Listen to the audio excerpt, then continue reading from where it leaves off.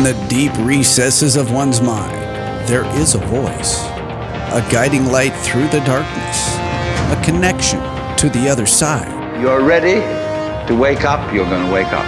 And if you're not ready, you're going to stay pretending that you're just a poor little me. A pathway to spiritual that echoes with enlightenment. The voice of spirit. The voice of spirit. You are a function of this total galaxy, bounded by the Milky Way, and that furthermore, this galaxy is a function of all other galaxies. Your journey starts here and now.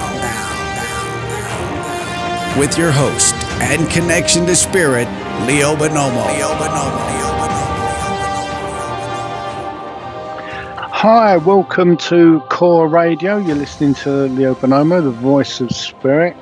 And last week we had a very interesting show, and it was kind of an introduction show. But I'm going to sort of underpin that this week with some information about myself, what I've done, some of my experiences, and get you to understand me and where I'm coming from. Some of my work, books that I've written, I'll explain that in a moment, but things that I've been involved with. So you get a clear idea of who you're listening to and who you're dealing with. So if you want a live reading as well, we won't give out too much personal information, of course, but if you want a live reading or you have questions on any aspect of spirituality, whether that might be paranormal activity, mediumship in any form, whatever it might be, if you have questions, then you can get us on the chat line or preferably call in. And the number is 702-425-9230. So if you want to call in, then please do.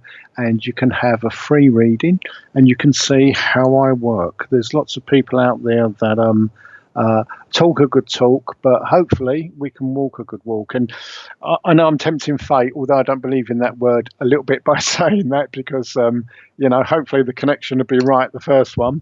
But there you go. So to give you a little bit of information about myself, I first saw spirit when I was 2 years old. So to me, it was very, very natural.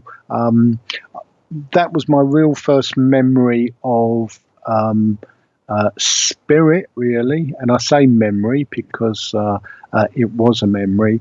But it was also the first time that I physically really became aware of myself. And at that point, I wasn't a very happy child.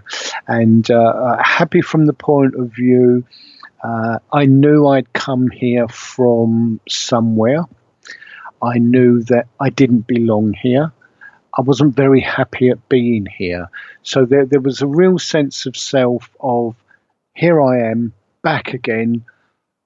I don't want this. And so there was that was there really from the age of 2. I think I'd noticed that before, but my real first self-awareness was in having seen this spirit, having a little more understanding, and then understanding I've come back for a specific purpose. And I may have agreed to it in spirit, but I wasn't very happy once I realised what I was here for.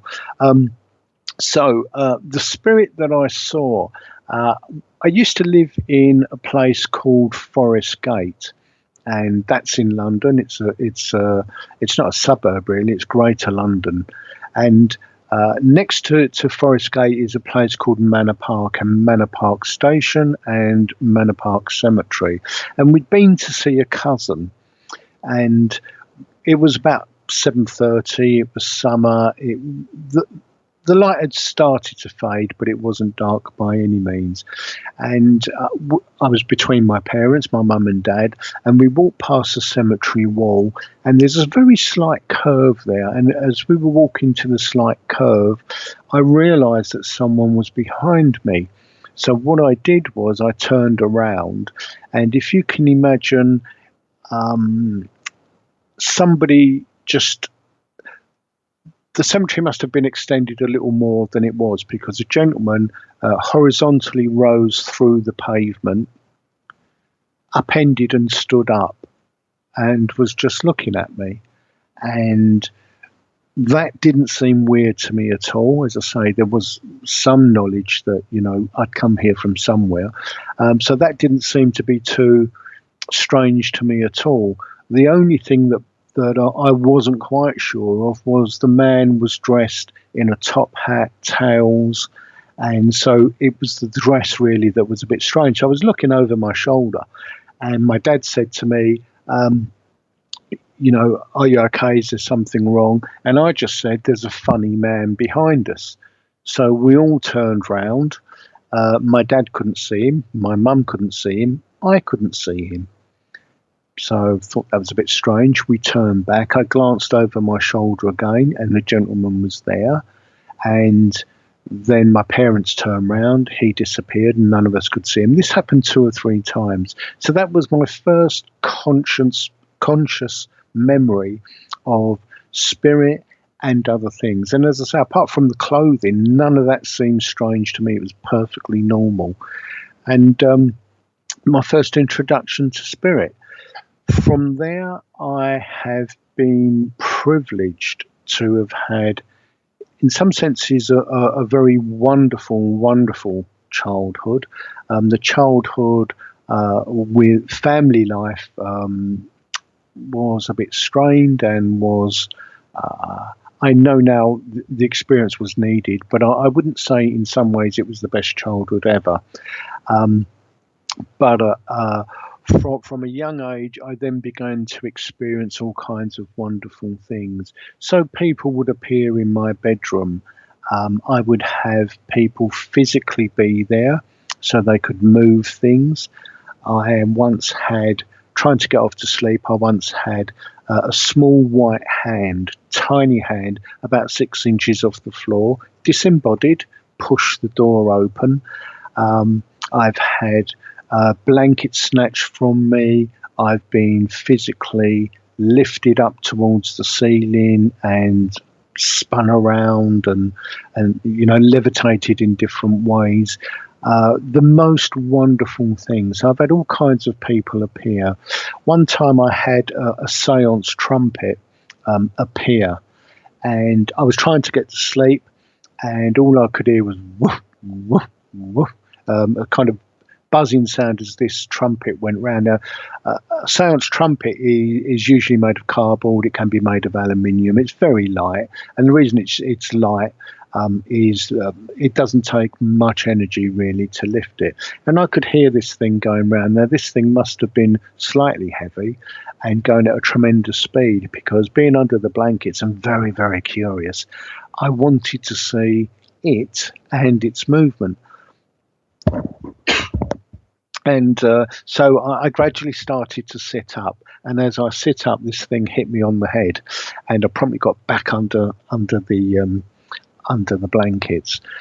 So all kinds of things have happened to me. One of the things also which was very significant in my life was around the age of 8 that I went to bed and I started to feel very unwell, to the extent that I felt so ill I couldn't cry out, I couldn't make a sound, and I actually laid there for hours, and the notion came to me that I was going to die. And I lay there thinking about this prospect for a short time, and I then thought, well, I'll just go to sleep. And so what I did was go to sleep. Obviously I woke up in the morning, but it took I've never been afraid of passing over. It's very, very natural, but it took away any notion that I might have had that it was something to be frightened of. So if you think about it from one perspective, an 8-year-old child being in such a condition, so ill, knowing, because it was a knowing at that point that I was going to pass over. It wasn't just a feeling, and accepting that and going to sleep. It sounds in one sense quite a cruel thing to go to, to put a child through that. If you can imagine your own child and you creating that condition. But I understand perfectly that it was something beautiful from spirit. It was designed just to take that edge off. And so it is something that I'm very, very thankful for. There were lots of things that were moving in the house, and spirit and my guides allowed me to have all kinds of experiences, some of them not so pleasant at all, but in a very, very controlled environment. And I consider this as a medium essential, because it gave me an understanding. It showed me not only are these things possible, but how they work. And a very simple example, I used to have a gentleman that used to overshadow. And what overshadowing is, it's a little bit like you go into trance. They come very, very close. They can meld with the body. So if you've seen Ghost and Whoopi Goldberg, when the main character moves into her, it's a similar thing. And it was okay. It was nothing that I was particularly bothered about. It was experiences, again, something that I was getting used to. And that was fine. And this went on for quite some time. And at one point, I decided that I would measure myself. So I had a little screwdriver, something I'd made, actually. I'm technical in that sense. And I stood by a cabinet that was inserted into the wall, and I scratched above my head. And I've left that house now. It would be wonderful, actually, to have taken photographs if I'd had the presence of mind. But where I had scratched above my head was 6'1". Now, if you know me, I'm 5'8". So there is no way that was me. So I was quite happy to go along with it. But after quite a few months, I realised that something wasn't quite right. There was something off kilter. Now, my spirit guides didn't inform me. They just waited for the penny or the dime to drop. And I started to think that there was a little bit of a problem here. And in trying to figure out how I would test whether what was happening was good or not, I realised that we had a cat at that time. The animals are very, very sensitive. So I said to myself, the next time this gentleman overshadows, I'll find the cat. And sure enough, that happened. And whether it was providence or not, the cat was on the landing outside the bedroom. So this guy took over. I opened the door. I walked through, and the cat promptly took one look, arched its back, literally ran up the wallpaper and across the ceiling to get away. And my instant reaction was, oh, that's not good. Closed the door, released or pushed out this gentleman. And that was my first introduction to some of the darker side of spirit. And so that was my first introduction, that some things are not what they seem. The important thing that I learned from that was the approach that this gentleman took, because it was very nice. It was very friendly at first. Carried on, as I said, for many months, and there was a very, very slow change. So what I learned from that, and have subsequently learned from that, most people, when they talk about Ouija boards and that kind of thing, they talk about the instant reaction, the kind of thing that you get in horror films. You know, you get the board out, there's a bang and a flash, and the spirit's there and it's taken over someone. In my experience, it doesn't happen like that. And certainly in that experience and that example, it took a long time for that particular spirit to feel quite comfortable, to feel very much at home, in control, and then allowing his control to change a little and to become a little more forceful. So I've learned that by the time a spirit has connected to you and it talks to you, if I say in your own voice, it feels as though it's your mind or you talking to yourself. So there's a little conversation that goes there, and it happens very, very, very naturally. And what happens over time is that the thoughts don't run true. There can be strange thoughts. There can be flashes maybe of a violent act or something like that. And the thoughts begin to change. And by the time you're conscious and think there is something not right with this, that entity would have been with you 5, 10, maybe 15 years. And the reason that it shows that control is because it feels there's nothing you can do about it. And that creates fear. And those entities will feed on that fear.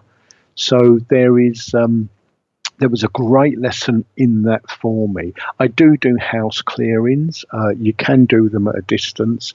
I prefer not to. I wouldn't call myself, even though I've had quite some experience in that, I wouldn't call myself an expert in that. That kind of thing is best left to other people. And that's something that I am very sure on. You do sometimes see courses where people will go away for a weekend course on exorcisms. I can tell you now, courses like that are not good at all. You have to be primarily sometimes physically strong, but you have to be mentally very, very strong. This isn't something that you can go pay some money and get a paper certificate at the end of it. Those who are, and I do hate that word, but exorcists or channelers that remove troublesome entities, they are quite rare. They're very specialised. They are a particular type of person. There was a gentleman in Circle that I run, and I've been teaching Circle now on and off for about 25 years. And he was a policeman, 6 foot, 6'2", and he had he was in a small circle. And what happened was somebody from spirit that was earthbound, and that can happen. People can lose their way or refuse to understand that they have passed over. And they can get a little muddled. But when someone is developing or you are sensitive, the crown chakra, now the crown chakra is 6 or 7 inches above the head. People think it's on the top of the head. It's not. It's above the head.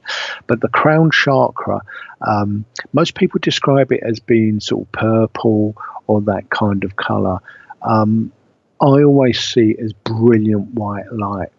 Now, when the crown is open, when you're developing or you're sensitive, if you can imagine shining a torch in a cellar, that light can be seen for hundreds and hundreds of miles.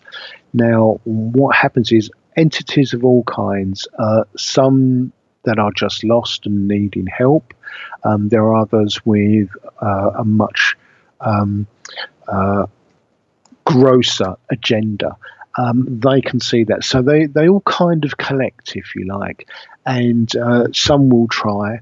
But in this gentleman's circle, they were getting earthbound, and they started to help. They helped that person, and then they got another, and then they got another. And what happens if you show that you're willing to help like that, that circle, which was a development circle, and what development circle is, it's developing people, it's developing their natural mediumistic or psychic abilities. And that development circle turned into a rescue circle. And that's something that you need to watch for, because it can, in a sense, get derailed. And if you're quite happy to help those people, then that's fine. But it turned into a rescue circle. And there were times when somebody would be taken over and they'd need 4 or 5 hefty men to hold them down, because some spirits are immensely physically strong. So it is something that can be quite dangerous in a physical sense as well as a mental sense. So I had a fairly good ground in one way and another over that. Now, if you're wondering about my age, I am 60, so I have had 58 years so far of experience with spirit.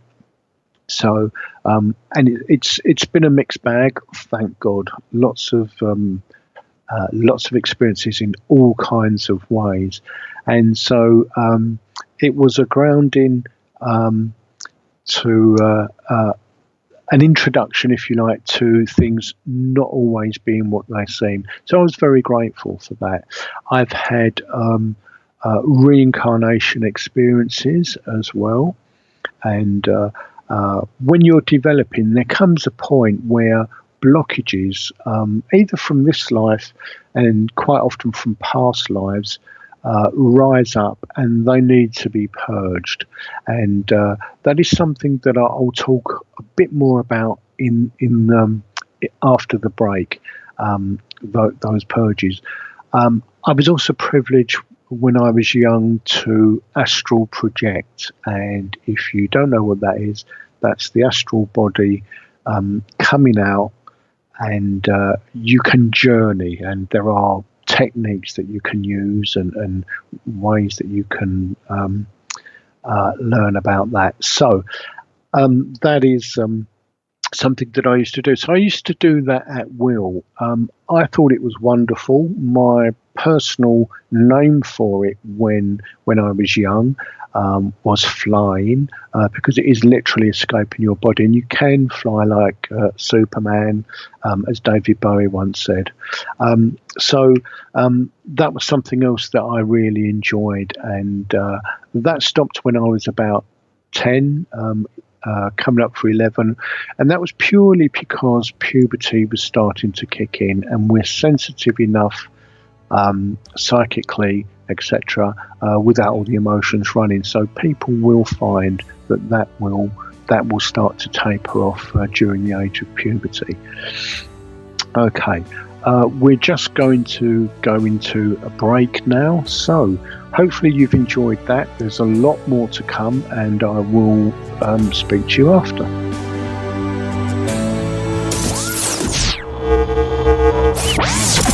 This is the voice of spirit, your connection to the other side. To understand something spiritually, you must experience it. And in order to experience it, you have to experience it in your imagination.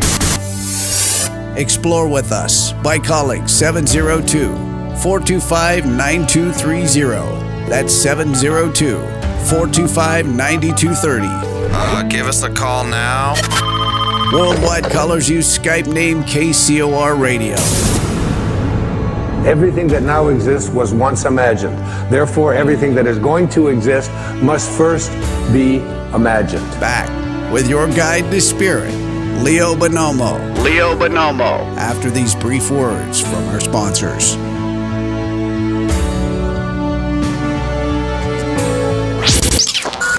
We interrupt to bring you this. Would you like to advertise on KCOR Digital Radio Network?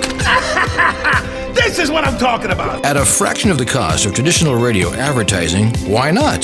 Tell them the good news. Whether you need to promote your next book, product, or service, we can customize a package for just about any budget. Finally, there is hope for the hopeless.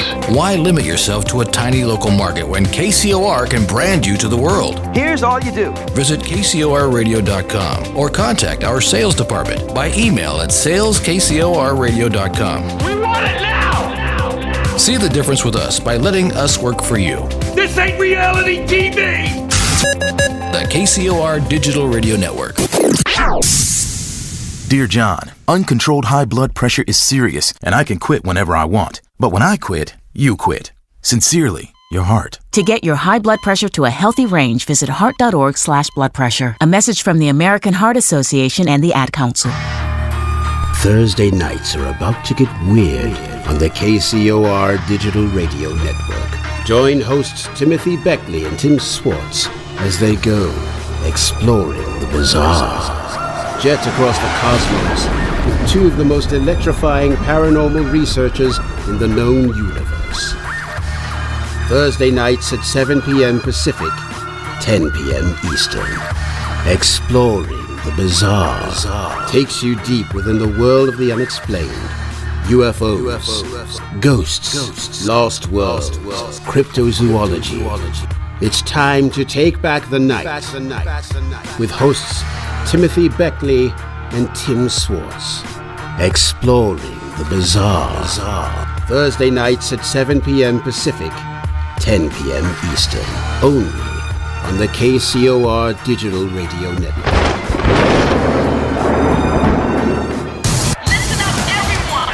This is the world-famous KCOR. That's the only station I listen to. Incoming message. In a digital world infiltrated by government as well as civilian disinformation, a single, powerful, and researched voice speaks through the night. We're getting a signal. Join Erica Lukes, the host of UFO Classified, as she interviews some of the hottest, sometimes controversial, but always informative people in the world of ufology and the paranormal. They knew for sure that it was an alien craft, and our governments around the world have covered it up. The reason I was taken aboard was because there was no choice. I would have been dead. UFO Classified, 4 p.m. Pacific, 7 p.m. Eastern, every Friday night. Exclusively on the KCOR Digital Radio Network. The truth is out there just waiting to be discovered. But the question is, are you ready for it? UFO Classified, hosted by Erica Lukes, the new voice of the high desert. Exclusively on the KCOR Digital Radio Network.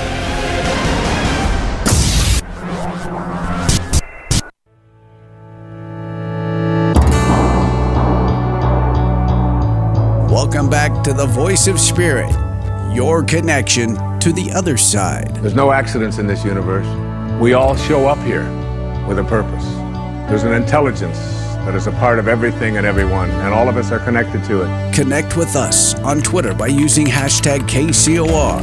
Even better, join us live in our chat room at kcorradio.com. To get a free reading during the show, call 702-425-9230. That's 702-425-9230. Give us a call now. Worldwide callers, use Skype name KCOR Radio. And now, inspirational clairvoyant medium, psychic, and your connection to the spirit, the host of the Voice of Spirit, Leo Bonomo. Hi, welcome back. So this show is all about you getting to know a little bit about me, some of my experiences, some of the wonderful, wonderful things that I've experienced.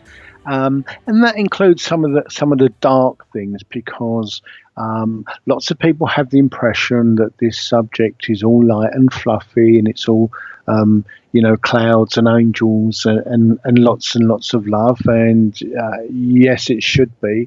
But yin and yang, there's always a balance. And so there are these things which we need to be aware of, especially if we're going to try and develop as mediums or psychics ourselves. So it's a very, very important thing.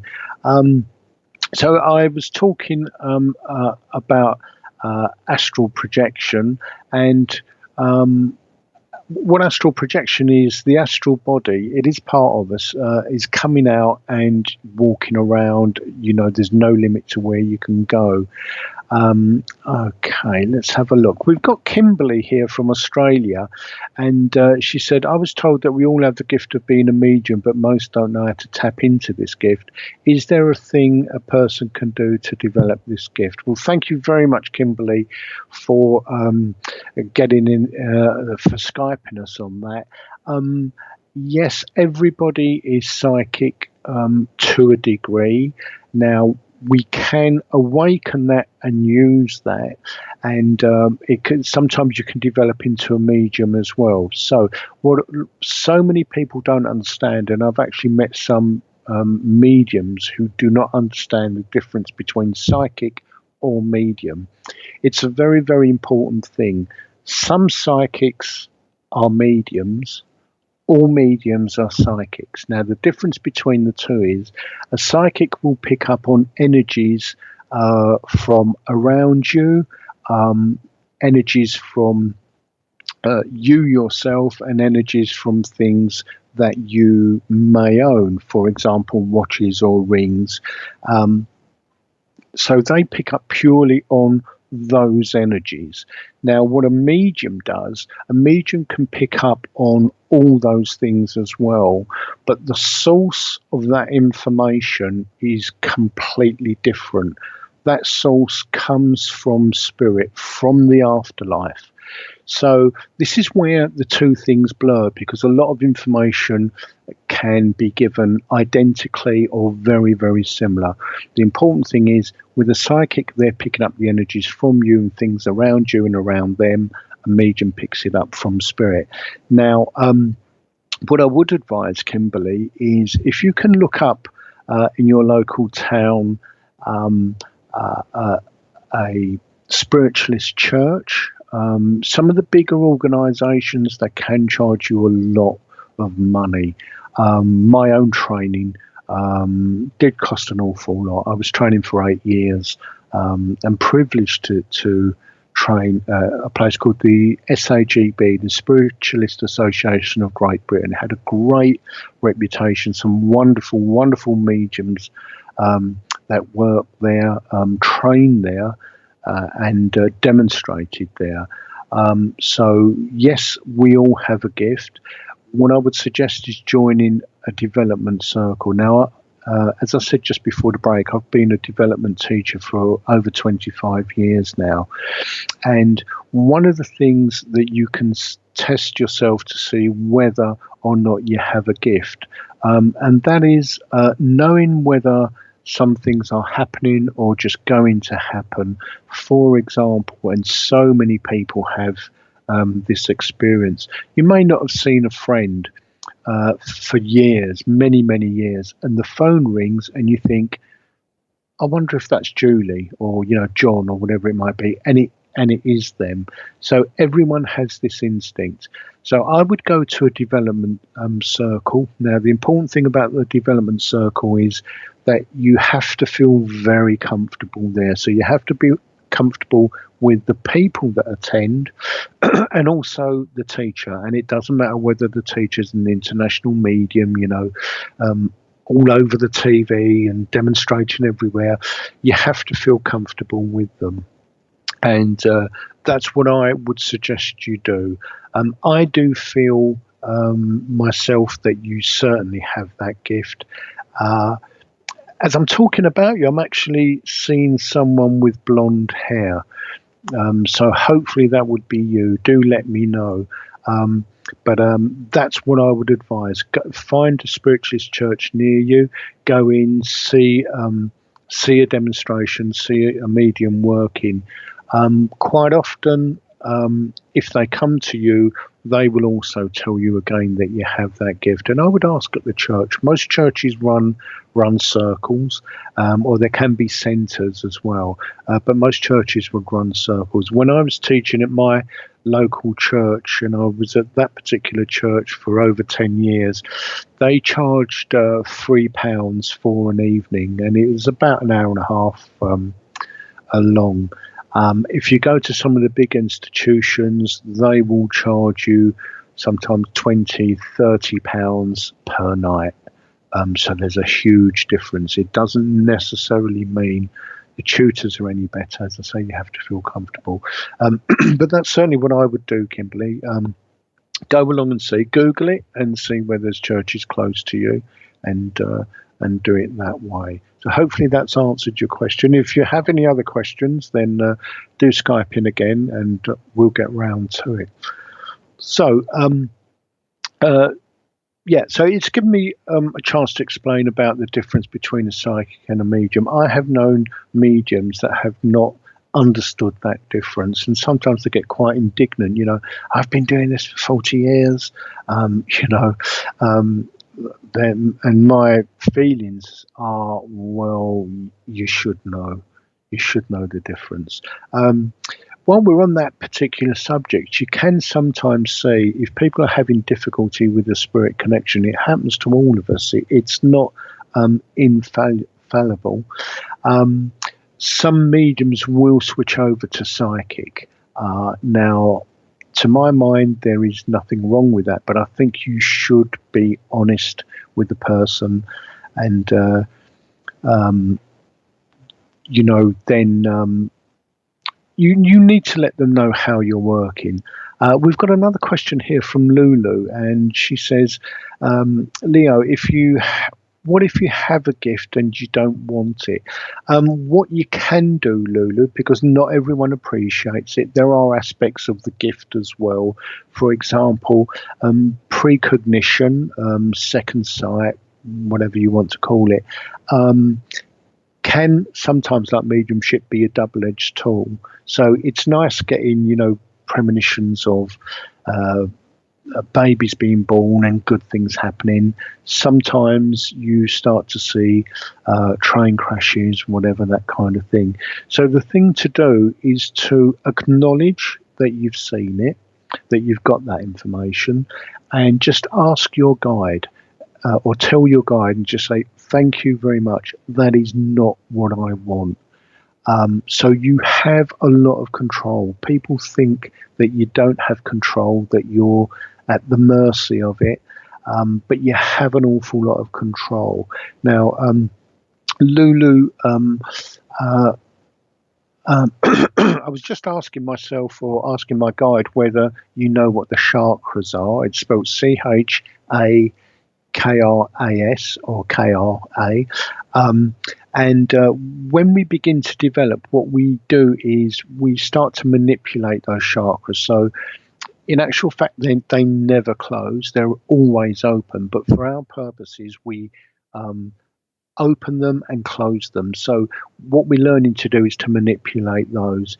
So I'm presuming you know what the chakras are. I did get a tick and a yes for that.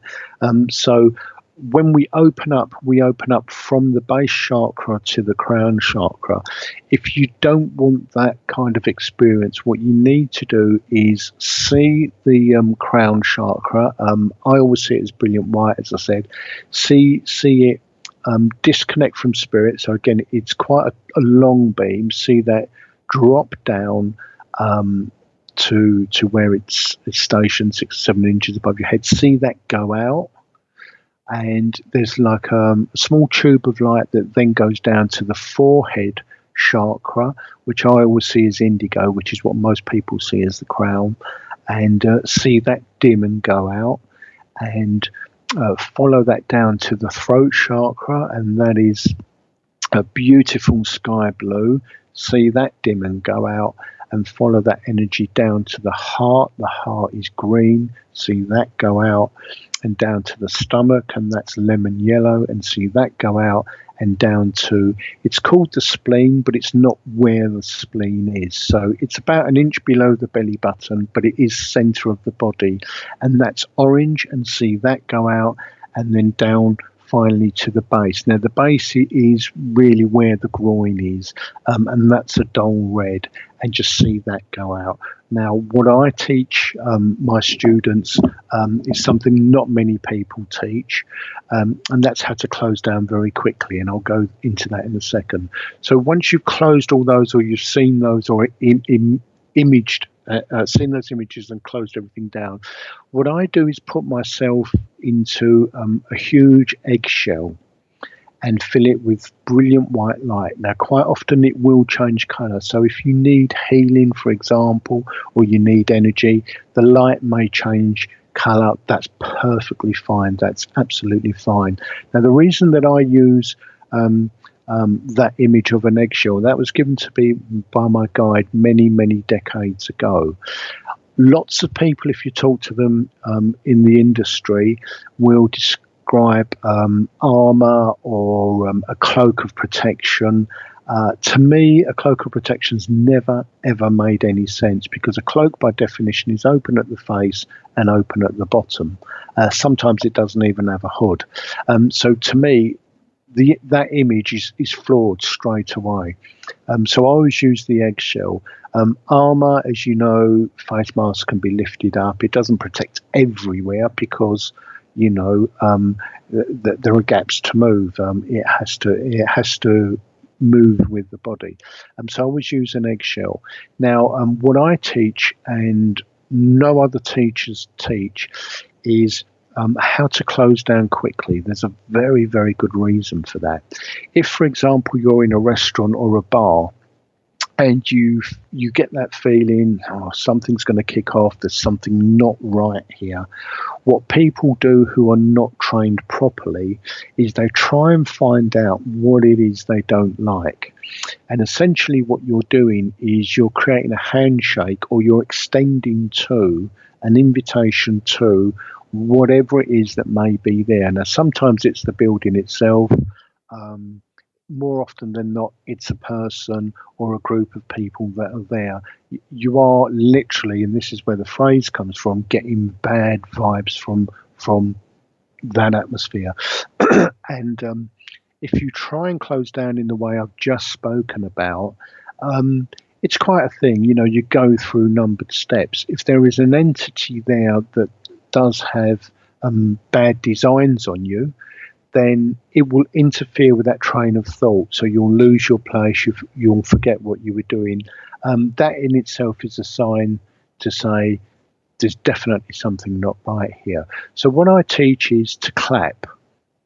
So it's simple. So what you can do is you can clap, or you can slap your thighs, you know, slap your shoulders. Nobody knows what you're doing. But what you're doing is you're associating that mental and physical action, that union there. And what you're doing, if you can imagine the 7 chakras as 7 doors or a door, or imagine them as padlocks or a padlock, what you're doing when you clap is you're mentally slamming those shut. And you can then ask your guide for protection, for help. Now, we all have different guides. We also have a guide called a gatekeeper, and sometimes if you see the gatekeeper, they can actually appear quite frightening, but it's because they need to be that way to fend off others from coming close to you. But that's what I would do. So if you find yourself in places and you do feel there's something not right, or you're feeling slightly threatened by it, you can just slap or rub your hands together, slam shut, and that will help you. So to kind of summarize it, if you're feeling threatened, or anyone's feeling slightly threatened about the atmosphere that they're in, that's something that you can do. But if you're seeing things or feeling things, then you can just say to your guide, that's fine, bless you, I don't want that, and it will stop. There is something else that we can do if there are, if you feel uncomfortable at night, for example, because one of the things that we sometimes experience is that as we begin to develop, and spirit, again, they can see that light, they're very interested in communicating. And they are wanting to encourage you. The backside, or the flip side of that, is they will sometimes want to keep you up all night. They'll just want to chat. You can hear or see crowds of people in the room. They're just interested because it's great. Somebody can see us, we can communicate, and it's not destructive or anything like that. They just get carried away. There is no time in spirit. When we are in a completely dark room, for example, they can see it as though the room's got a beautiful light in it. So they don't have time. They don't see darkness in the way that we are, although it can sometimes help them, which is why you get some disturbances in the dark. But they will want to maybe talk to you and keep you up. Again, the thing to do is say thank you, not appreciated. I need sleep. So they will start to go away. But if there's something a little more that's there. What you can do is imagine brilliant white light. And if we take the example of a square room, paint the room, paint a wall, or imagine the wall being painted with brilliant white light. You can go all round the walls, the ceiling and the floor. It doesn't really matter which order you do it in. And where the ceilings and floor join, you can imagine mastics, so brilliant white light along where they all join. Now, if you want to say a prayer, you can, or you can clap. If you clap hard, it tends to break the energy up as well. So that's something that you can do. So sometimes there are things in houses which are not so nice. With spirit, intention is everything. So this is why you sometimes get variances on how people will treat something, or they won't treat something, or they'll make something up. It's the intention really. But this was taught by my guide when I was very young. I have cleared houses with it. So if I would start with the bedroom, because that's when we tend to be open. Now, the ideal state for a medium to be in is that very, very dreamy state when you're just waking up or you're just going to sleep. That's when you're most open. That's the ideal way to be working. And this is why so many things happen, or we get dreams in the morning or late at night. There is a thing called the witching hour. Please don't be offended if you are a Wiccan or a witch or a shaman. It's just an old term from many years ago, and the witching hour tends to be between 1 o'clock and 4 o'clock, mostly between 1 and 3. So it's quite a common thing for people to say, I wake up 2 o'clock, 2:30 every morning, I'm hearing things. What's going on? It's because you're open at that time. So that's why I generally can start with the bedroom, but you need to go through the whole house. So if you've got an extra large cupboard, I would treat the cupboard as a box and go through that procedure of the white light with it. I would tend to use a turn on the stairs as its own block, the stairs as another block. And what you're doing essentially is you're creating safe havens, and what you're doing is you're pushing out any entities that you don't want there. It will also push out your guide. Now, not in a bad way. They're quite happy to stand back and be outside that box, still protecting you, so they wouldn't object at all. But what you're doing is creating a safe space there. So hopefully, I know it's been quite a long explanation, Lulu, but I hope thorough. So if you have a gift and you don't want it, there are things that you can do about it. The best way is just to say to your guide, I don't appreciate it. As we're developing, if you can imagine, it's like a test on the radio, sound, a volume test. And sometimes spirit, they're not quite sure what you can hear or see and to what extent. So they will, in this example, talk quite softly. And if they're not getting any reaction, they'll raise the volume a bit. And if they're not getting any reaction, they'll raise the volume a little bit more. So sometimes I can raise the volume because for them, it's quite a fine art judging it with somebody new. And they may raise the volume a little too loud. And so it might make you jump. They don't intend to do that. What they're trying to do is gauge where that level is and what you can hear. So if you can hear and you're quite happy with it, acknowledge it. They then know, if you like, where the volume's set with you. That will happen with sight, smells, tastes. The five senses generally, when we open, the five senses are enhanced greatly. Now with hearing, for example, you may start to hear pops and clicks or a ringing. It isn't tinnitus. It's a different tone to tinnitus. And Yeah, so sorry, I was just wandering into, someone was reminding me about Jimi Hendrix, and Jimi Hendrix actually was a medium. A lot of people don't know that. We'll maybe do a program on that at some point. So the tone is different to tinnitus, but there were clips, clicks and pops. And again, once you acknowledge that and they get a level, they think that's fine. So the clairvoyance works in a similar way. You tend to see dark shadows at the very extent of your vision. And what happens is, if you see a dark shadow, you're seeing that clairvoyantly. And when you turn to look, you're actually using your normal eyesight. That's why they disappear. It's not that they're trying to frighten you or make you jump. And eventually, those images will go from black to full color and in front of you, directly in front of you. Now, they can appear as they want, so they can appear see-through if they want to. But as they move through, then to the center, and you can see them in full color as clearly as you and I could see each other if we were in the same room.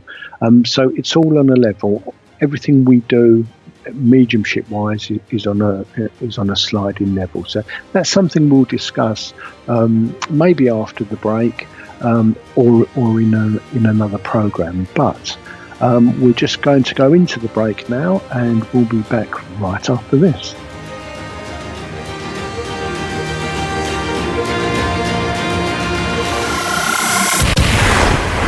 You've been listening to Leo Bonomo, the host of The Voice of Spirit.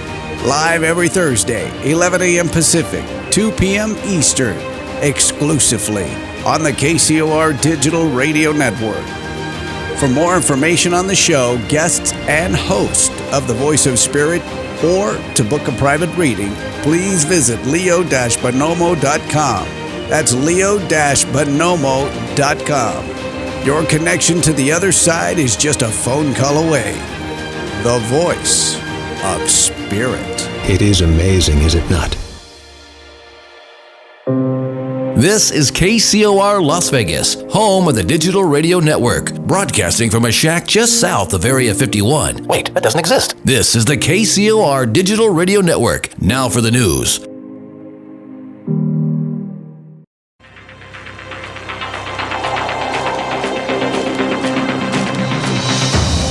In the deep recesses of one's mind, there is a voice, a guiding light through the darkness, a connection to the other side. You're ready to wake up, you're going to wake up.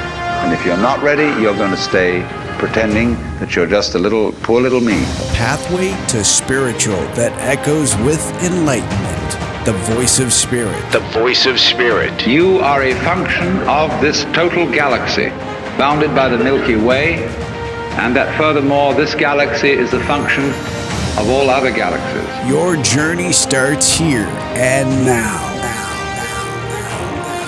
With your host and connection to Spirit, Leo Bonomo.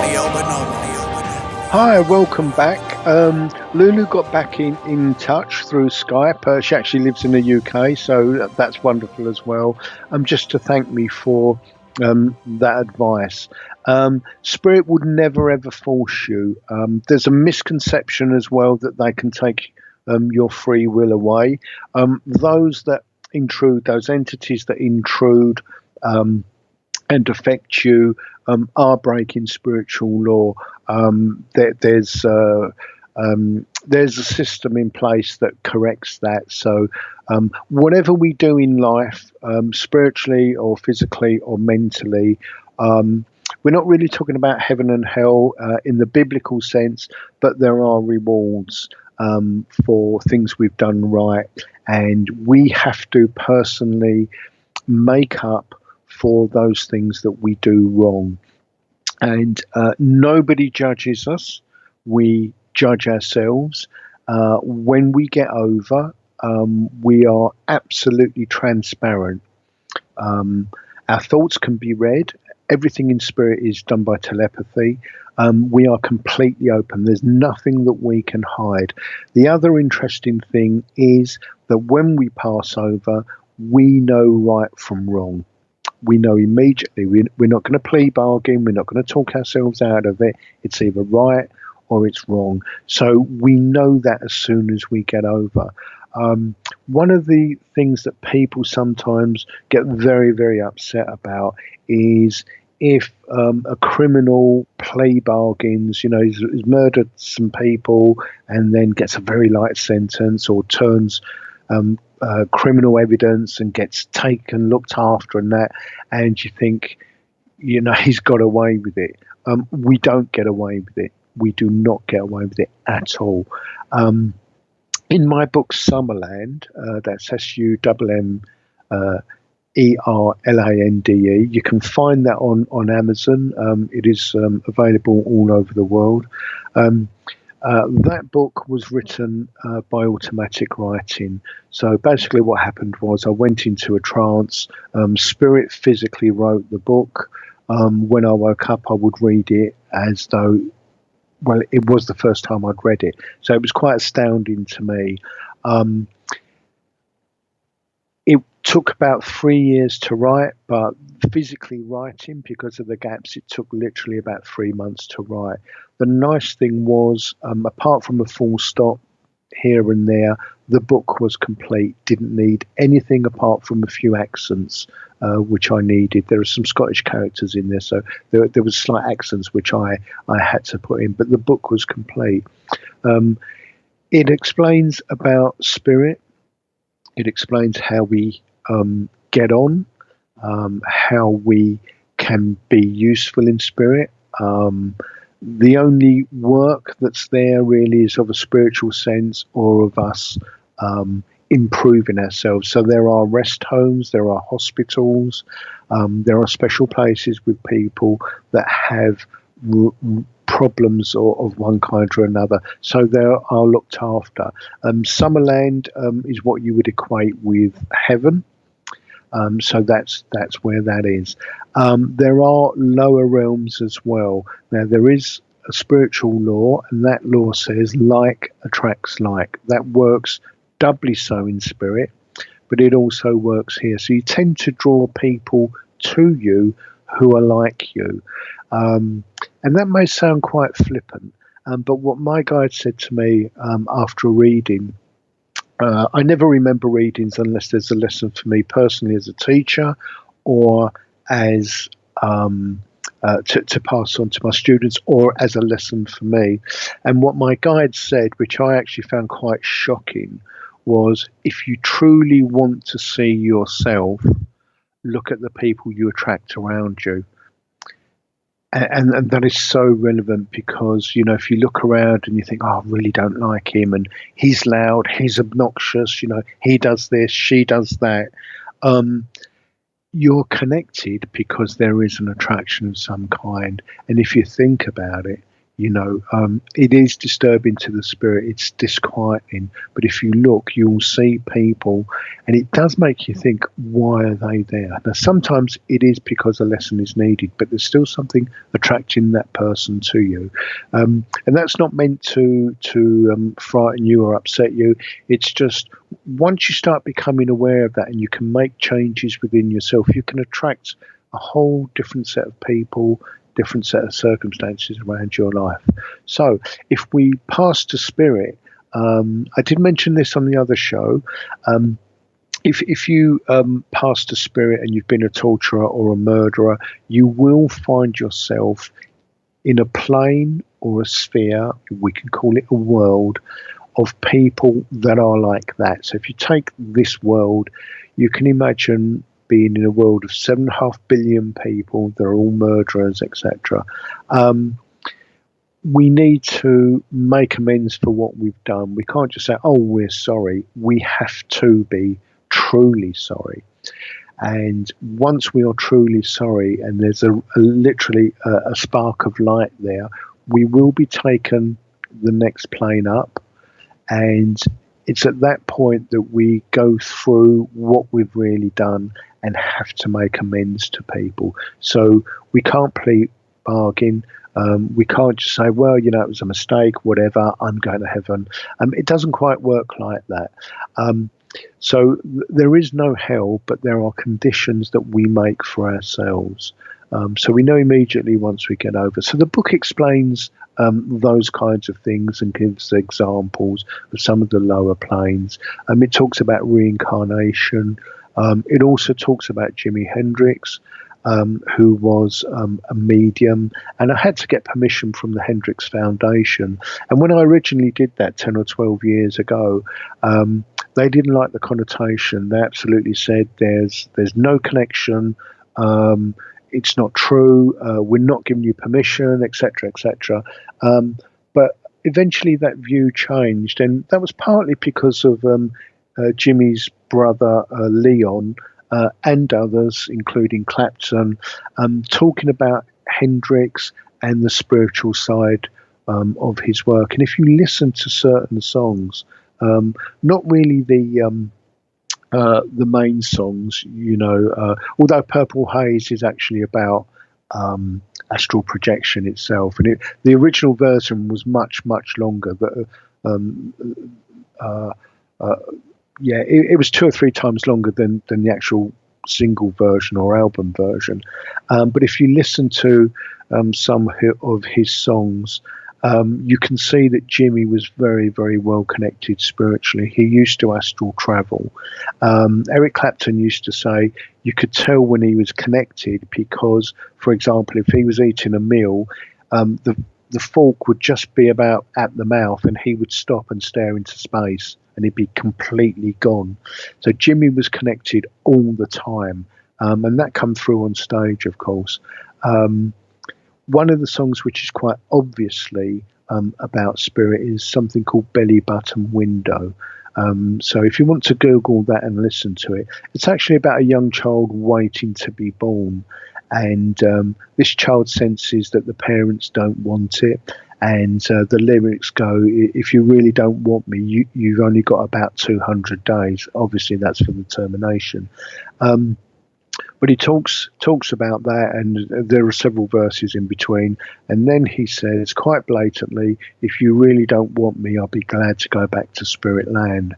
In a sense, Jimmy was a physical medium because he could conjure sounds and things literally out of the air. I know some top musicians of the day would say you could see his fingers, you could see them moving. It had no correlation to what was coming out of the speakers. And Carlos Santana used to said that he loved the way that Jimmy could conjure demons and angels around him. And this is why most of his songs are timeless, because those energies are there. He was actually working on colour healing before he died, because colours have a vibration, they also have a musical note, everything's connected. So he would be consciously manipulating what he called walls of sound. So Jimmy's a very, very interesting character. We might do a program on him at some point. So when we pass into spirit, one thing that people talk about or wonder about is it painful? It's not. The point of passing is not painful. If you've ever talked to a vet, a veteran, or people that have been seriously injured, when they're seriously injured, it doesn't hurt. And that's because there's a natural anesthetizing effect on the body. So if, for example, how can we put this? If, for example, you were stabbed, you wouldn't feel the stab. And if it was an instant kill, you wouldn't feel the blow. You'd separate from your body. You may not even notice. One of my favourite films, and it was written by a medium, is Ghost. And if you see that scene where Patrick Swayze or his character gets shot, and you hear the bang, and then you see Patrick Swayze chase him, that is actually what happens. So the body's reacting. In the case of the film, the nerves are setting in. It's shaking. The body is reacting as you would expect, and the body appears to be in pain. You're not physically there, so there is nothing at all to worry about. We've all lived many, many lives before. My guide said, if this was during the reading, and this lady was quite scared about passing and pain, and my guide said something very similar to, "My child, why are you afeard of passing? You were never afeard of being born. You're simply passing back through a door through which you entered." And we've lived many times. The actual birth, if you like, and the passing it's not new to us. It's not new. So the book kind of goes into those kinds of things as well. So it's quite an enlightening book. So if you are interested, do go by, look it up. You can also get it on Kindle. And there's another book called A Book of Thoughts. Again, it's poetry, all spiritual, spiritually slanted. It's all connected to spirit, and that's also on Kindle as well. So you can look it up on Kindle if you prefer the book itself. There seems to be a trend now going away from Kindle into something you can physically hold, but you can find that on Amazon. So that's all over the world. Excuse me. Okay. Yeah, so if we go back to something I was going to mention, where I used to astral project at will, it was once you've been physically out of your body, then you do understand that whilst there's a need for it while we're here and connected here, you can exist without it. You don't, in that sense, need a body. You need it for this experience where we are. So that, as I mentioned, stopped at puberty, and the gift shut down. It wouldn't be helpful to have all those emotions running sensitivities along with puberty, etc. Now that's in common with many mediums. There is a point where it shuts off, and then it can restart after puberty. With me, it did. Sometimes it is closed or dormant until something happens or there is a need for that to kick in. Mediumship can show itself with different kinds of starts. My own personal teacher, a very, very good teacher, Jerry March, it's a lady, Jerry March, and the way that she discovered her gift to me is frightening. She was a legal secretary, and she fell down a flight of stairs and hit her head really hard, and that triggered the mediumship. So she could see people and hear people. To me, that's frightening, because it would certainly indicate to me that I've really damaged something. Something has snapped, and that's how that happened to her.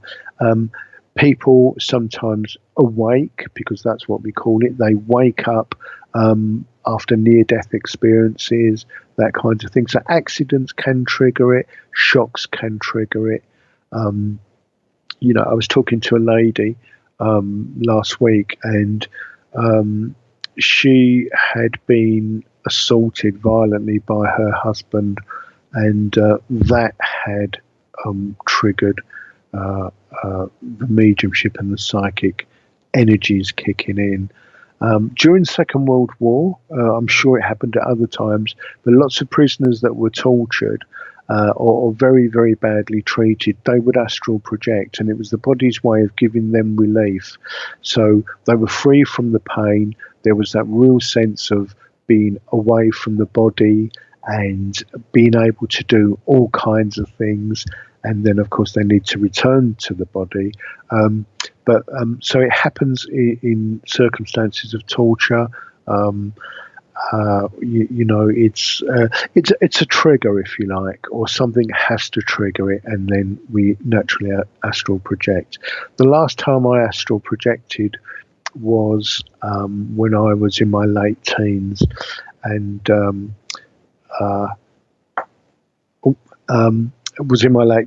what had happened was that I sat down in a chair, and as I sat down, I bounced up, and I realised that I was free from my body. Now, the amusing thing is, I had this wonderful opportunity, and I didn't know what to do with it, so I thought, well, I'll just go upstairs. And the amusing thing is that I tried to turn the handle, and of course my hand was going through it. Couldn't grip the door at all, and the sudden realisation from experience was you can just go through. So I walked through the door, and I started to walk up the stairs. Something must have disturbed me, or there may have been a loud sound, because I was immediately snapped back and found myself in my body. Now, one way you can tell whether you've been outside of your body or not is if you are sleeping and you get that sudden jolt as you come back. That's an indication you've been out of your body. So we do it all the time. We do it when we're sleeping. We leave our body and either chat with spirits there, or we go to the spirit world. We have talks, conversations. If you think about it as a bit of a download in computer terms, we download information. A lot of it is subconscious, because it's meant to be taken in by our soul, acted upon. It's not a conscious thing. However, we do also have conscious remembrances. And one of the ways that you can tell is those dreams are very, very vivid, very vivid. Everything's vivid. And that's a sign that you've had that spiritual connection, and there's been a reason for you to remember that. Sometimes it is just to make you think, there is something else, and there can be numerous reasons for that. But if you think about the times that you may have had very vivid dreams, that's what that is. Now, the reason they're very vivid, in spirit, they actually call this the death, because physically and mentally we are much less than halfway awake. Our senses are very, very limited. So when we have that connection with spirit, there is that vibrancy there. So that's the explanation for that. Okay, now some of the other experiences that I've had, there's a lovely, lovely gentleman. He passed over in 93, called Leslie Flint. What we may do at some point is have some of Leslie's recordings, and we'll do a show and we'll have a couple of recordings. Leslie was what was called a physical medium, and there are all different kinds of physical mediumship, and we'll go into that after the break. But he was a direct voice mediumship, and essentially what would happen is spirit would create a voice box from ectoplasm, and we'll go into ectoplasm after the break as well. And so they send their thoughts into this voice box, and they can talk to us. So you can have intelligent conversations. The voice is produced 6 or 7 inches below the ceiling, and you can have talks. And I was able to and privileged to sit with Leslie one time and have wonderful conversation with different people, and be privileged to listen to it. So there are all kinds of different types of mediumship. So we'll talk a little bit about physical mediumship. I did experience it when I was very young, of people physically coming in, taking the blankets off me, moving things around. Again, nothing frightening, very normal to me, and something that was physically wonderful. There was a point where I had a cupboard. It was built in, as I explained before, and the door opened, and as the door opened, I could see what was literally an Elizabethan study. And there were 2 people there talking, dressed in the period of the day. And it was fascinating. It was almost like a little window in time to watch what was going on. It was fairly brief, 5 minutes or so, and so fairly brief. But again, an example to me of what can happen, what is possible. In essence, there isn't anything that isn't possible. Once you understand spirit and you understand the way things work, and it is something that's truly wonderful to behold. As I said before, spirit don't have time. One of the ways that my guide explained time to me from a spirit point of view is if you imagine a sphere like the Earth, and any point on that sphere is any particular place in the world, and if you draw a line through the middle of it, that is time. And so you can pick any place on this planet or other planets that you want to live in, and you can pick the time that you want. So we incarnate at different periods, not just this period, it's not just going forward. So latch onto that interesting thought, and we're just going to go into the break. This is the voice of spirit, your connection to the other side. To understand something spiritually, you must experience it. And in order to experience it, you have to experience it in your imagination. Explore with us by calling 702-425-9230. That's 702-425-9230. Give us a call now. Worldwide callers use Skype name KCOR Radio. Everything that now exists was once imagined. Therefore, everything that is going to exist must first be imagined. Back with your guide to spirit, Leo Bonomo. Leo Bonomo. After these brief words from our sponsors.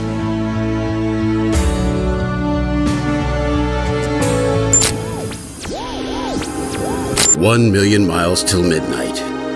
A story of timelines, artificial worlds, simulated races, and the galactic imprint, and the destiny of a blue world called Earth. 1 million miles till midnight, written by Solaris Blue Raven, is a journey through the mind's eye which allows the reader to surf a wave of technological and multidimensional intellect, revealing a bridge between conscious design and the truth. A multidimensional bleed-through awakens the world of artificial intelligence to set sail into the frontiers of a vast multiverse, morphing planets and terraforming ascended worlds beyond the linear programs of a fated race. 1 million miles till midnight will awaken, inspire, prepare, and enlighten one to the many multidimensional states of consciousness and worlds we reside in. With every cell and atom, we are this truth and multiverse. 1 million miles till midnight. Written by Solaris Blue Raven. Available now at Amazon.com and GlenNT.com. Don't wait. Get your copy today. That's good. Turn your radio up. all the music I want to hear. This is my station. If ever a breed was affectionate to a fault, it's the Golden Retriever. They're people dogs, pure and simple. And the Golden Retriever Rescue of Southern Nevada needs your help. If you would like to volunteer, foster, adopt, or donate, go to the Golden Retriever Rescue of Southern Nevada's website at grrsn.org. That's grrsn.org. Or call 598-GOLD. That's 598-GOLD. Paranormal radio never sounded so good. Join the hosts of the American Ghost Hunter Show each week as they shoot from the hip without holding back. They're kind of unpredictable, not like the rest of us. Live every Thursday night, 6 p.m. Pacific, 9 p.m. Eastern. Right here on the KCOR Digital Radio Network. Come hear some of the hottest authors, investigators, as well as TV and radio personalities from around the world on the American Ghost Hunter Show. Our survival depends upon it. Hauntings, UFOs, cryptos. If it's branded paranormal, we'll be talking about it. The American Ghost Hunter Show. Live Thursday nights, 6 p.m. Pacific, 9 p.m. Eastern. Exclusively on the KCOR Digital Radio Network. The only question you have to ask yourself, are you ready for it? Yeah! All right!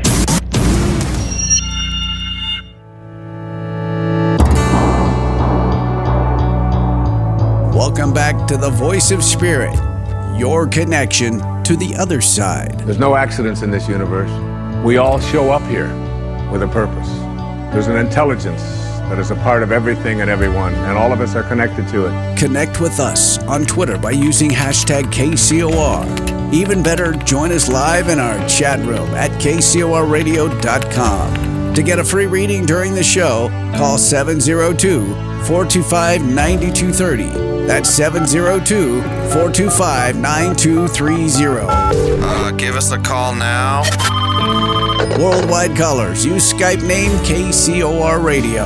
And now, inspirational clairvoyant medium, psychic, and your connection to the spirit, the host of the Voice of Spirit, Leo Bonomo.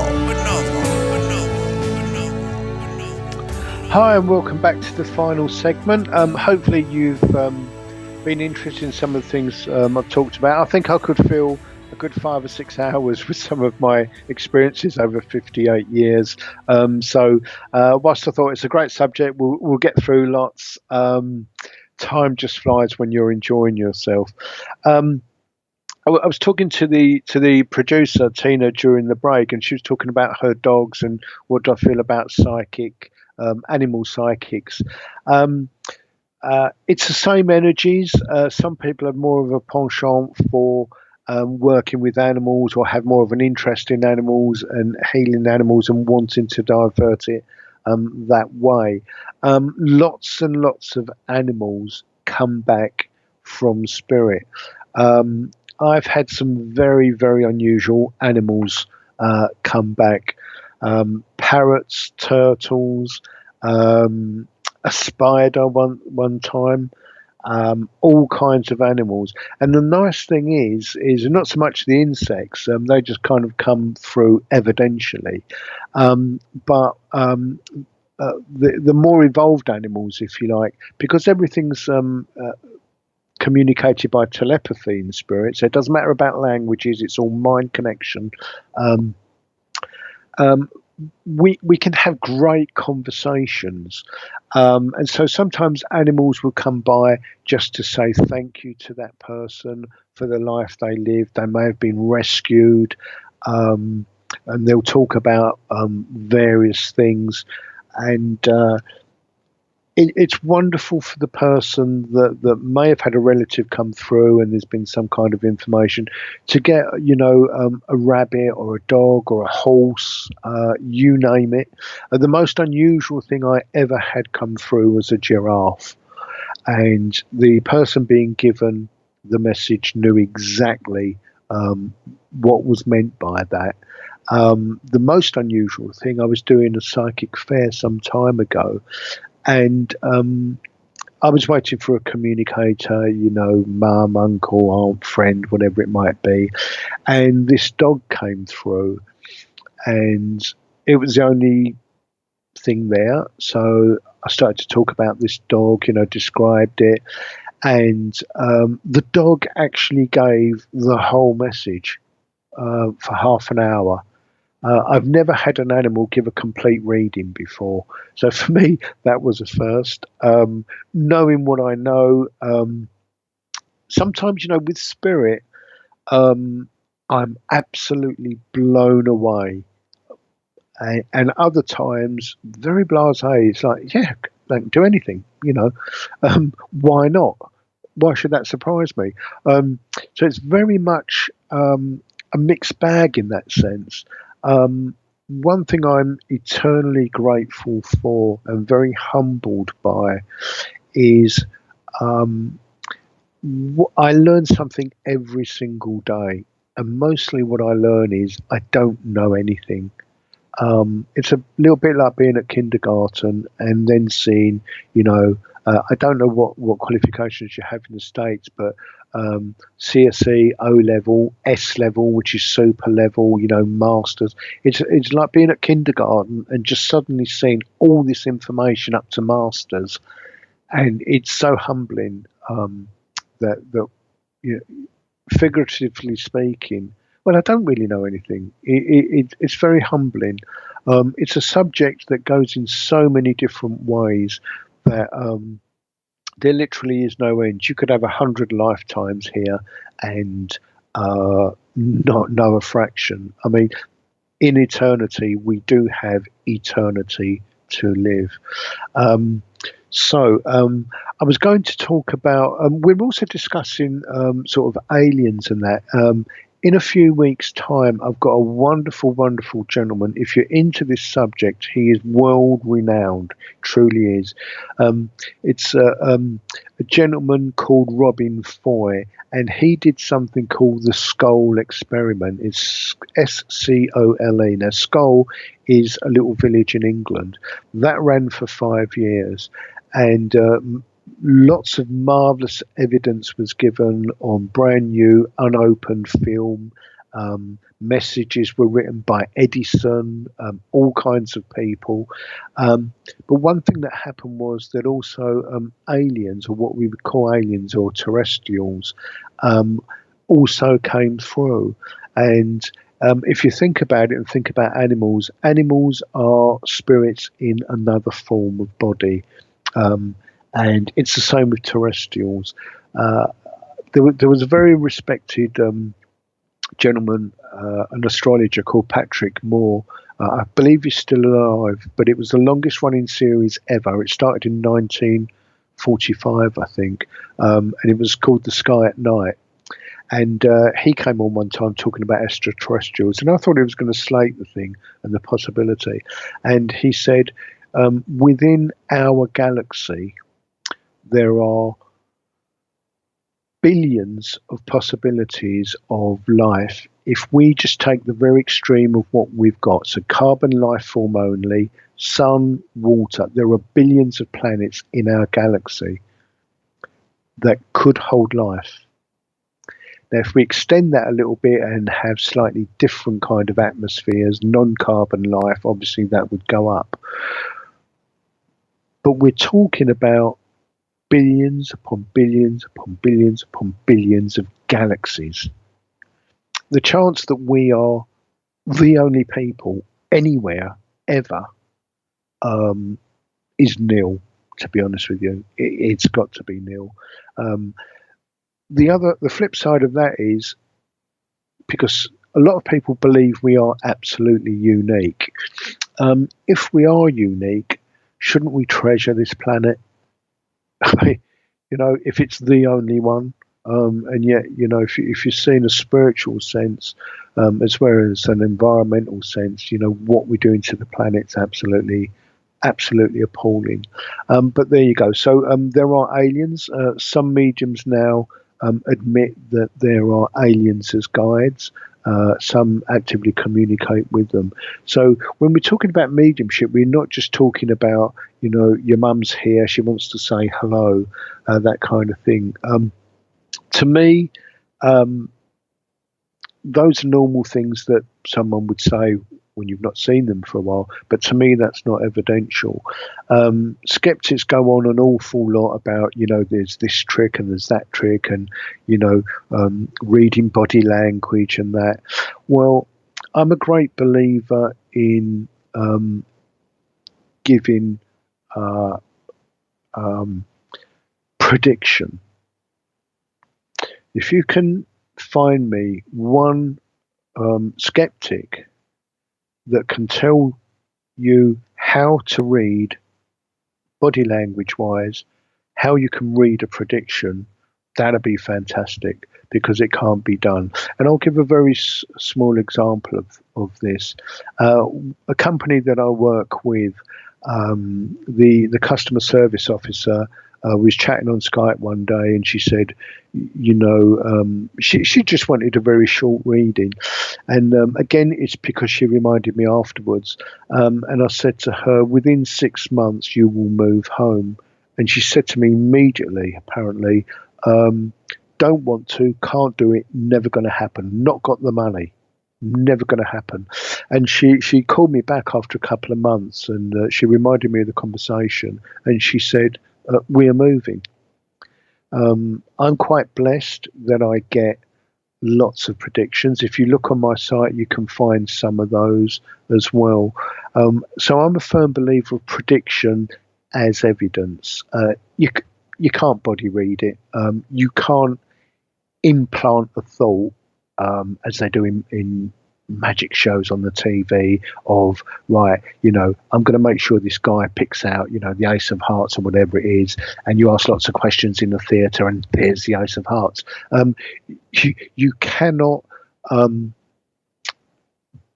body read or influence a future event, especially if that person is not only not interested in it, but it can't happen for all kinds of reasons, and they really don't want it.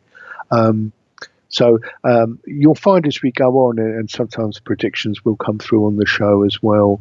I'm a great believer that mediumship has to be evidential.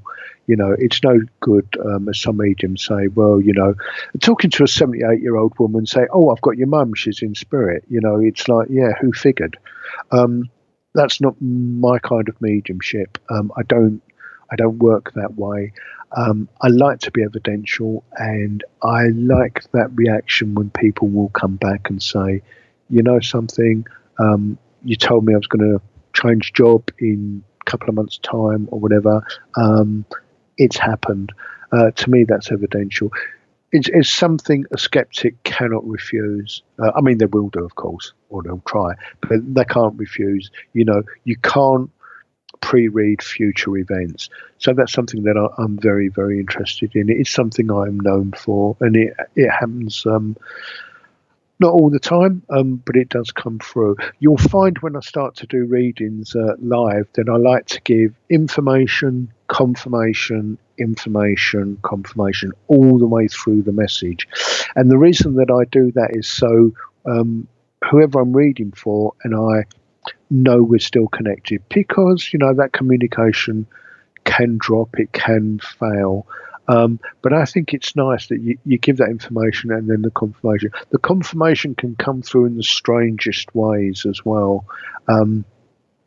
For example, if I get food or drink, it's usually something you love or you hate, no middle road.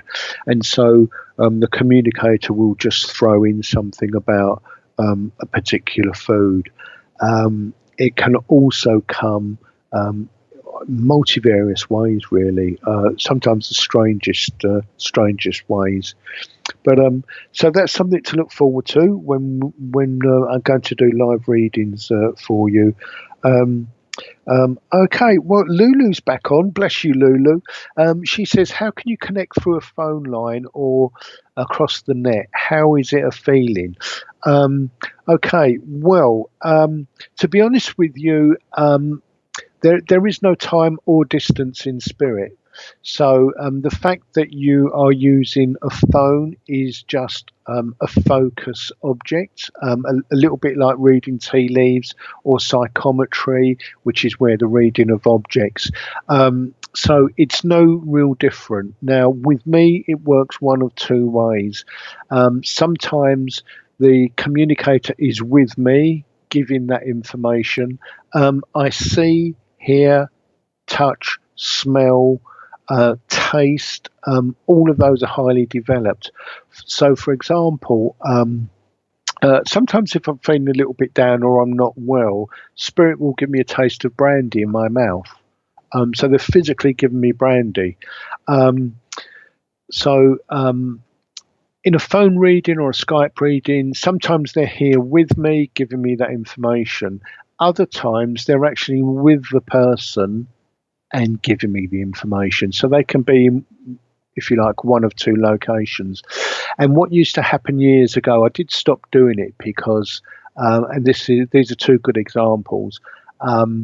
I was doing a reading for a lady, and I described her room, the chair she was on, the fact that there was a table offset and a glass of water, where the doors were, and she suddenly said, "Oh my God, you're not in the flats over the road," because she thought I could physically see her, and so that freaked her out a bit, and I did have to apologise because it was just an attempt at giving evidence.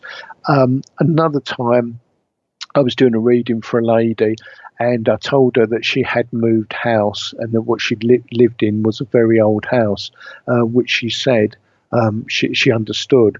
I then told her where the end wall was. There was actually a door there at some point, and that she knew from the plans, from the deeds.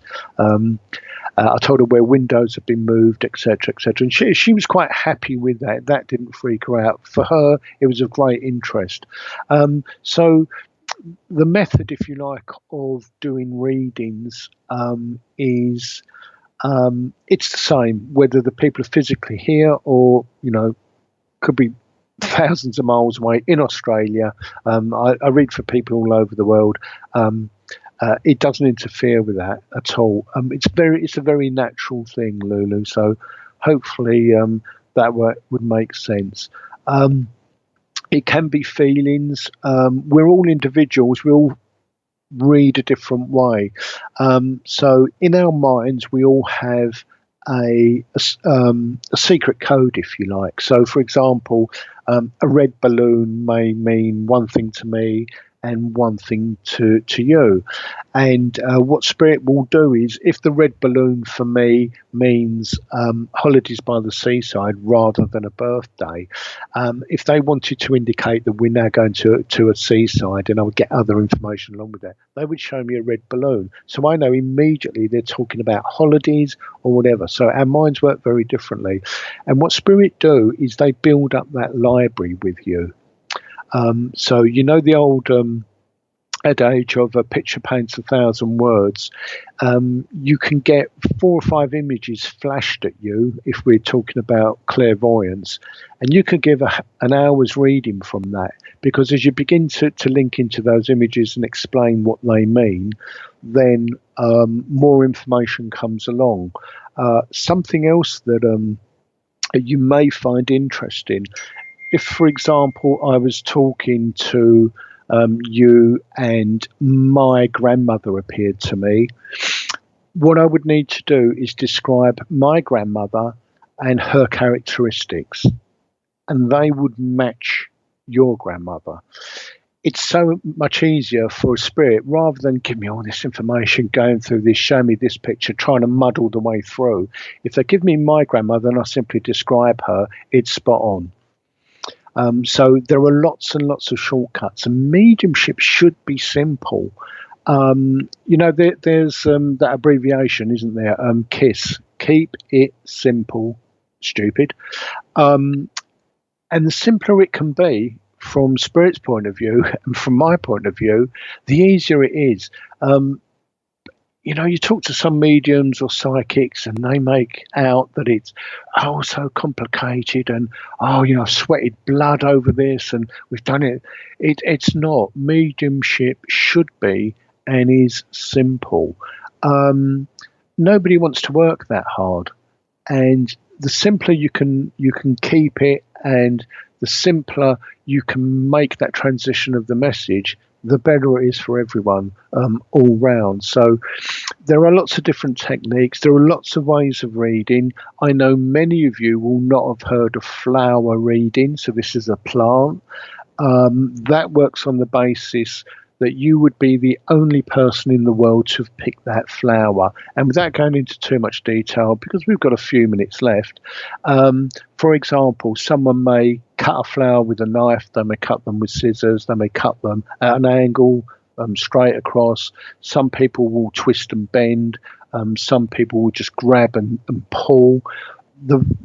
how the bottom of that flower is when that's presented to you will give you an awful lot of information about that person's life and the start of life. So buds would indicate various things. And again, it's not the same thing. The most important thing with mediumship is what you get and how you feel about it. For example, you may get a red door that's slightly open. So the feeling that would come with it would define what the message is. So is red door a danger? Is a red door a place you actually lived? Is the door actually closing? Is the door actually opening? Because it could mean, if you've got a good feeling about it, it could say, well, you know, that's an opportunity that's opening for me, or that's a good opportunity that was there, but now that's closed, something else is coming in. So there are all kinds of ways of interpreting that information. So it's what you get and how you feel about it.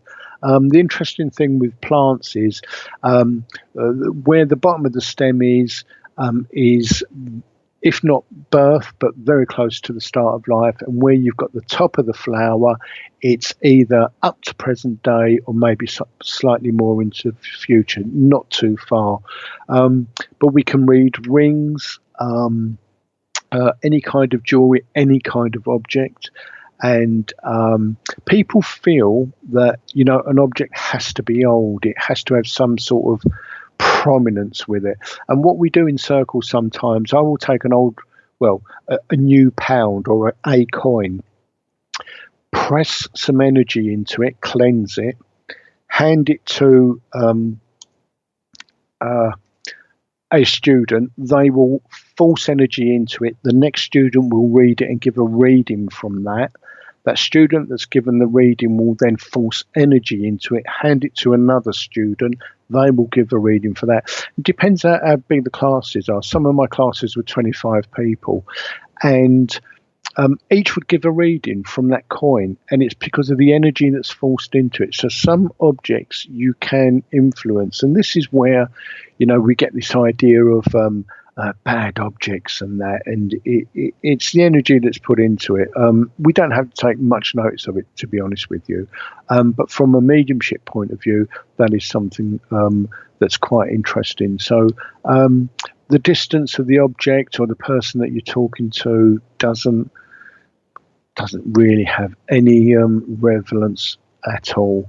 So hopefully you're finding that interesting as well. If you feel that you want the reading after hearing some of this, and hopefully you've been astounded and delighted, I've not got through not even a fifth of what I wanted to talk about. 2 hours is just not long enough. But if you want to talk about this kind of thing next time, again, join us in the chat lines. Do call up. Do get a reading. Spirit will never give you anything that would upset you. They will never talk about things that you don't want. That's a common thing with people that first start Circle. There is a concern there that, you know, their whole life is going to be exposed. None of us are pure. None of us are perfect, because we wouldn't be here. But if you go into Circle, Spirit are not going to give those things away that you don't want exposed. So it's all hidden. The guides all collude, and that kind of information is not given. So it's safe and not embarrassing to join a Circle, to try and begin developing. And if that's something that you want to do, it applies with messages. Obviously, in a private session, if we're together, a little more information, a different type of information can come through. Don't be worried about calling in. Nothing embarrassing is ever going to happen. Fantastic. Right. One role as a teacher, we've got about a minute left. When I work, I not only see all my guides, I see your guides, I see your communicator, and any people that are there. So if I'm connecting with you in a circle, I might be looking at around 10 people. Imagine that by 25. There's a lot of work there. I shall leave you to that. Thank you very much, and speak next week.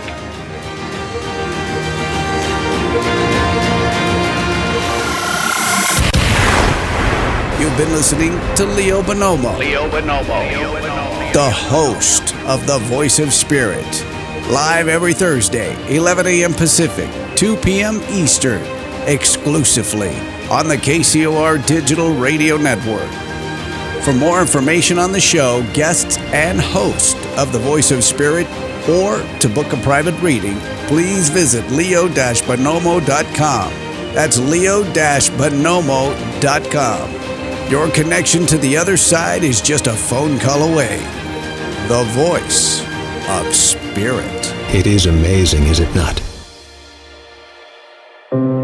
This is KCOR Las Vegas, home of the Digital Radio Network, broadcasting from a shack just south of Area 51. Wait, that doesn't exist. This is the KCOR Digital Radio Network. Now for the news.